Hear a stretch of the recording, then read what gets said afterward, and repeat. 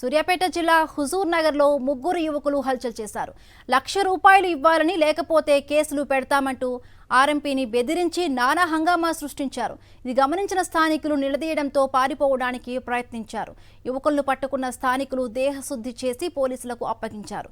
నిందితులు సూర్యాపేటకు చెందిన మహేష్, లింగయ్య, రాజేష్గా గుర్తించారు.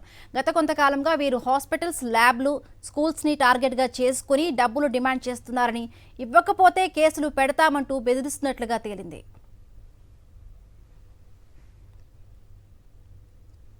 సూర్యాపేట జిల్లా హుజూర్ నగర్లో ముగ్గురు యువకులు హల్చల్ చేశారు.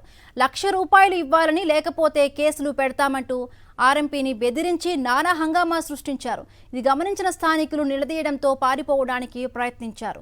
యువకులను పట్టుకున్న స్థానికులు దేహశుద్ధి చేసి పోలీసులకు అప్పగించారు.